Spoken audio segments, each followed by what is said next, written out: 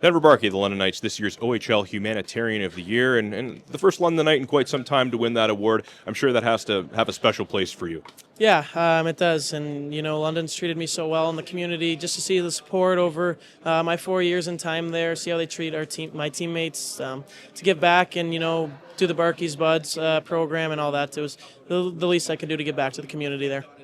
I've worked at the club level before. I know what goes into some of these initiatives in the community and some of the help along the way that you get as a player. Is there anyone you'd want to thank, maybe from the Knights organization, maybe teammates that have helped you been able to help these young kids get into hockey? Yeah, I think the Barkey's Buds, all the volunteers and staff there that helped me throughout the year. It's a busy season, and it's not always easy setting up all those events. And I had a lot of people go out of their way, take time out of their days and their lives to help set it up and help make sure it runs smoothly. So a huge thanks to all the volunteers and staff with Barkey's Buds, and some of my teammates that tagged along with me to come to the events and help out. So yeah, came into London as a first-round pick.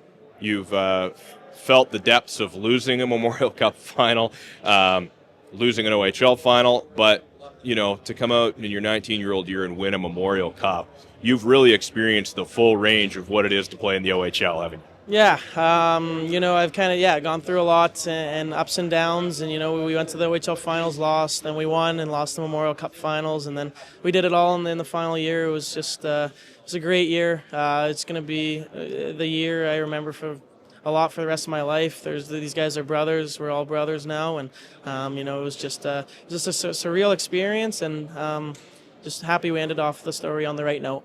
I know being part of the Knights organization, you've probably had a chance to see guys like Dan Girardi, who played 15 years in the NHL, and Danny Savrett, who didn't play that long, but I'm sure they'll always have in common that time as a London Knight, and I'm sure you and your teammates don't take that for granted. Yeah, no, not at all. And it's actually funny you bring that up. Danny Savrett texted me before the final game and just told me to cherish the moment, and he knew how much pressure and nerves were going through our whole team for that final game, and he just said cherish that moment. Obviously, take it all in, but he said enjoy it and go out there and play your game, and that text really stuck with me.